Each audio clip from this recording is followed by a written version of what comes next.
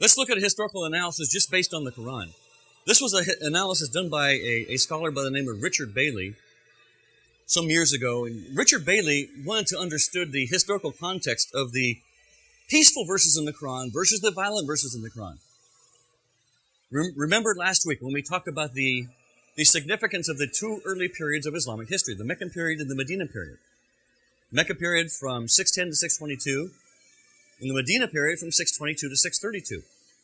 And I mentioned one of the primary reasons we need to make that distinction is to understand the significance of when particular verses of the Quran were given to Muhammad, because they were given to Muhammad over a 23-year period.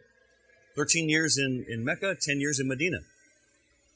And you have to understand when verses were given to Muhammad, how they relate to the context, and how they relate to the earlier verses versus the latter verses, when there is a conflicting verse in the Quran. Because Muhammad preached peace. He also preached violence. How do the peaceful verses of the Quran and the violent verses of the Quran, how do you reconcile those with each other? This was the goal of Richard Bailey's analysis. He says, we need to put these verses in context and see what Muhammad's lifestyle was like, what context did he find himself in when these peaceful verses of the Quran came to him, versus what was the context when the violent verses of the Quran came to him. And he broke down the context of the Quran into 4 historical periods. And he calls stage 1 is early in Mecca. Muhammad's preaching this new religion, that there's one God worthy of worship, and his name is Allah, to a very polytheistic society who doesn't want to accept this notion. They have 360 gods that they worship. Muhammad has little power. He's an underdog. He has little political clout. He has no military backing behind him. He's essentially a nobody. And during this time in Muhammad's life, we find Muhammad essentially preaching verses of peace. Can't we just all get along with one another? To you or your religion, to me mine. Be patient and bear with those who deny the truth. Invite people to the way of God only with gracious preaching and arguments, and so forth. So when Muhammad is an underdog and he has no military might behind him and little political influence, he preaches verses of peace. Stage 2, according to Richard Bailey, was late Mecca, right before the Hijrah, right before the migration to Medina. And here we see in stage 2, when we look at the verses that were given to Muhammad at this time in his prophetic career, we see verses that give permission to Muslims to engage in defensive warfare. You're allowed to fight to defend the Ummah. You're allowed to fight to defend Islam, to defend the name of Islam. Surah 22, verses 39 to 41, and Surah 22:58, for example. In stage 3, which we call early Medina, this is after the Hijrah. Now Muhammad's migrated from Mecca to Medina, and he was actually invited to Medina by several Jewish clans up in that area who invited Muhammad to be kind of their arbitrator amongst one another. He was actually invited there to be a political leader at the behest of Jewish clans. So he has a lot of political clout. He's looked to as a political leader. He's looked to as a figure of authority. And because of battles like the Battle of Badr, he's now gaining a following of followers who see that by following this guy, I can get rich. I can achieve a lot of material wealth. So he's not only got political clout, but he's gaining some military strength.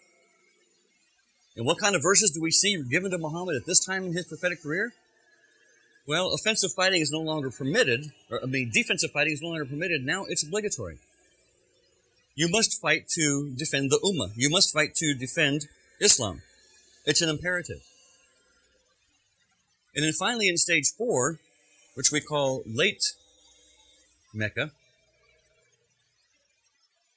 we see not only is defensive fighting obligatory, now offensive fighting is obligatory. It is required for you Muslims to march forth in battle in Jihad for the sake of spreading Islam. And this is essentially where the last 2 chapters of the Quran were given to Muhammad, Surah 5 and Surah 9. And if you look at Surah 5 and Surah 9, you see that both of those chapters, and Surah 9 in particular, are filled with essentially verses of warfare, verses Slay the infidel wherever you find them. Lie in wait and ambush for them. Surah 929, which we spoke about earlier. Fight those who believe not in Allah, nor in the last day, nor forbid the things which Allah has forbidden, nor refuse to accept Islamic monotheism, especially among the people of the book. So these are the verses that were given to Muhammad in his last stage of his life, when he had gained political clout, significant political clout. He had a strong military backing. He was the authority. He was the supreme authority figure of his time in that particular context. So when Muhammad is strong militarily, when he is strong politically, he says fight. When he's the underdog, when he has no political clout, when he's the minority, he says peace. Do you see a pattern here? This is the pattern we see set throughout history when Muslims go into foreign lands. When they go in, when they're the underdog, they follow the example of Muhammad. We have no strength politically, we have no strength militarily, we're just going to say Islam is peaceful. And as they gain more and more clout, both politically and militarily, they become more and more progressively violent.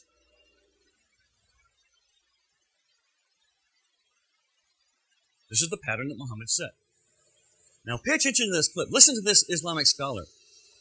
Because he's going to talk about, remember, I started off class today saying that there are moderate, peaceful Muslims, and indeed there are, and there are violent Muslims. And the question we need to ask is, are the violent Muslims really hijacking Islam, or do they actually find support for what they do in their scripture, in the example of Muhammad? Listen to what this Islamic scholar says. The Quran is like a big store, like a big supermarket. In this book, you are able to pick different answers. You are able to make peace according to the Quran.